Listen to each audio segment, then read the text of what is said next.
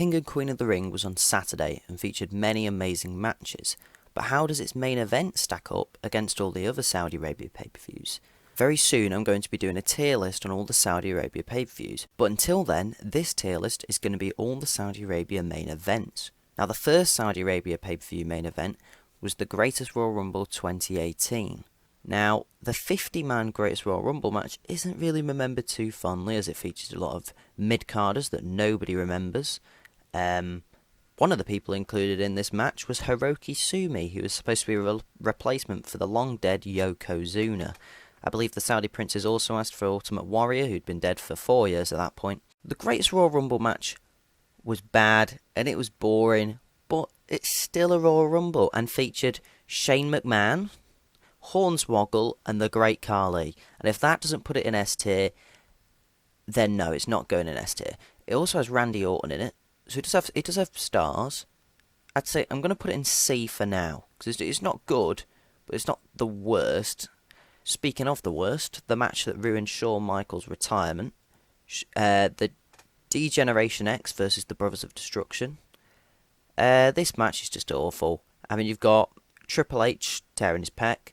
You've got Shawn Michaels, Bold Michaels, carrying the match after not wrestling a match for 8 years. The Undertaker, who's way past his prime at this point, and Kane, whose wig fell off. The whole match is just awful, and it goes on for too long as well. I'd say if it was a good match, it wouldn't be too long, but because of how bad it is, it's too long. I'd say this match has to go in F. It just has to. Speaking of F tier, we then have The Undertaker versus Goldberg. Just terrible.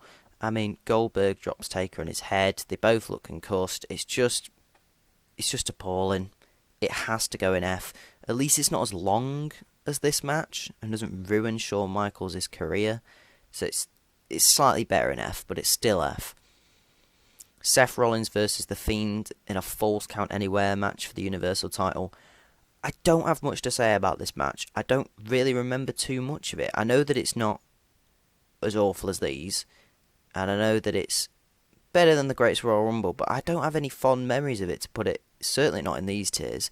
So it has to be B or C. I'm probably going to give it C because it gave The Fiend the Universal title, and that didn't really go to the best place because then the Seth and Fiend feud, of course, had the Hell in a Cell 2019 disqualification, which, has to keep it down here. And then also The Fiend lost the title here, Super Showdown 2020 to Goldberg, which also has to go in F tier. Now, it's a difficult one to place because it's not got Goldberg almost killing The Undertaker, so you could say it's better. But Taker was fine in the end. The Fiend, on the other hand, was not. The Fiend lost the title in 3 minutes to Goldberg. Just ruined it. Just ruined The Fiend. Ruined the Universal title even more. So it has to be worse. But this one's longer and ruins Shawn Michaels, so it is difficult to place these two. I think because this one is like probably 7 times as long as this one has to go below it.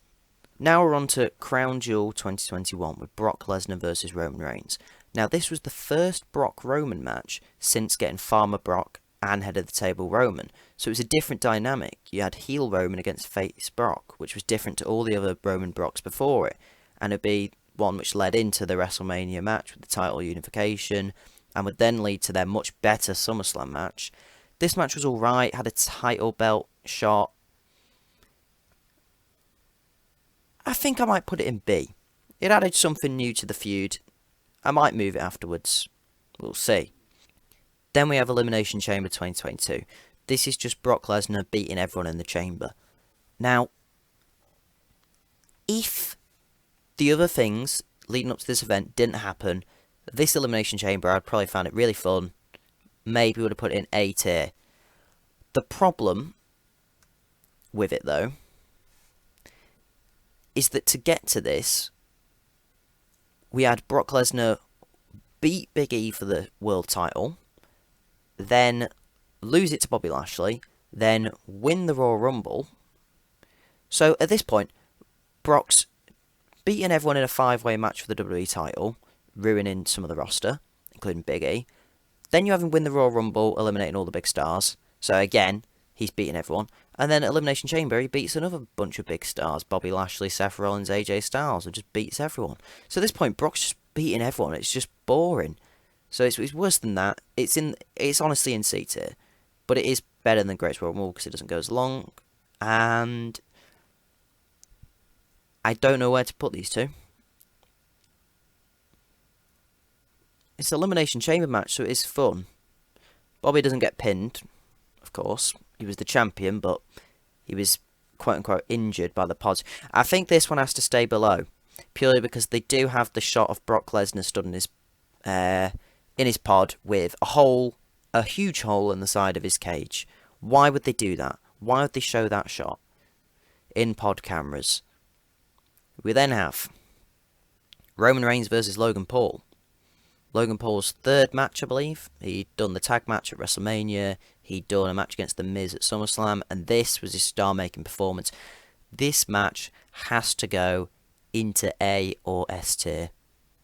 And I think it's going to go in S. For Saudi shows. For pay-per-view main events, it might be an A. But for Saudi shows, it's going to be an S. Roman Reigns versus Logan Paul did have it all. It was a high-flying match with Logan Paul. He did an amazing springboard lariat, CM Punk-esque. Highlight of the match has to be when Everyday Bro played, Jake Paul got into it with Solo Sikoa. I mean, just mental. Only at a Saudi show. Only at a Saudi show. We then have Night of Champions 2023. Now, this was advertised as a pay-per-view with 3 main events, but really there's only one main event, and that's the match that went on last, which is this match. The Bloodline, Roman Reigns and Solo Sikoa, challenging Sami Zayn and Kevin Owens for the tag titles. Part of me wanted them to win this. It just would have been funny. Roman Reigns were walking around with the WWE title, the Universal title, the Undisputed title, and then Raw tag titles and SmackDown tag titles. Just imagine Paul Heyman having to carry all that. But they didn't win. What we did get is the Usos turning on Roman Reigns and Solo Sikoa. Now, without the turn, it would probably have been anywhere from top of B tier to A tier. But the turn of the Usos, Jimmy Uso kicking Roman Reigns in the face, has to be S tier. Now, these two are difficult to place, because this one was probably the better match, but this one had a really great moment in it. Really great. Plus, this match, no one really knew what was going to happen. There was speculation, but it really lived up to all expectations. Whereas this one, everyone knew that Roman Reigns was going to beat Logan Paul. I don't think anyone really thought Logan was going to win. So I think, just because of how great this was and how unexpected that was, it has to go here. Talking of matches where no one really thought the challenger would beat Roman Reigns, we go to LA Knight versus Roman Reigns. Now,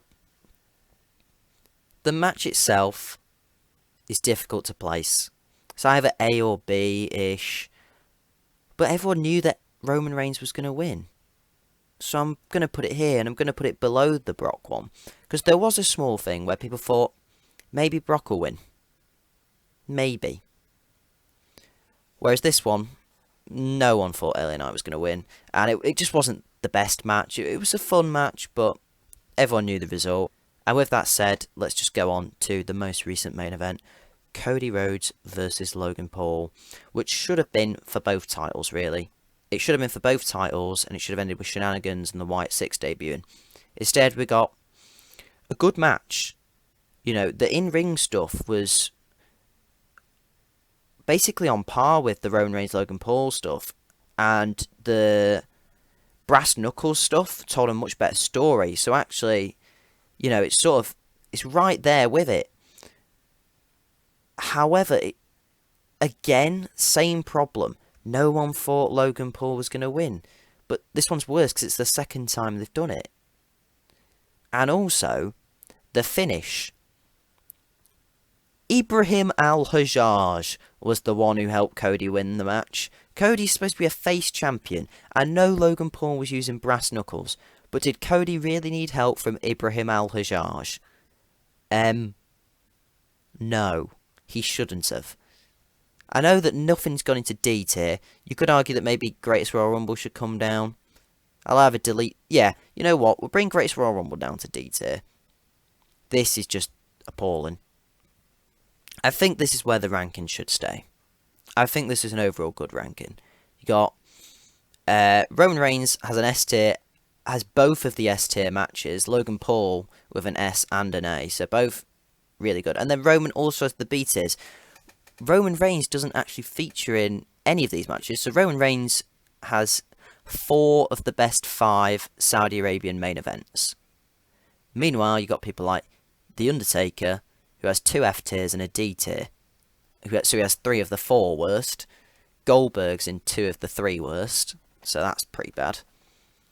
Yeah, he's only had 2 main events in Saudi and both been F tier. The Fiend got an F tier and a C tier.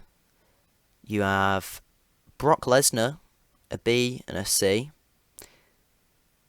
The Greatest Royal Rumble actual match itself features so many people that I actually don't know if any of these people are also in it. I wouldn't be surprised if KO or Sammy were in it or something like that. But this is where I'm going to leave this video off. Stay tuned though, because soon there will be another tier list video with every Saudi Arabia pay-per-view, which includes all the matches, not just the main events.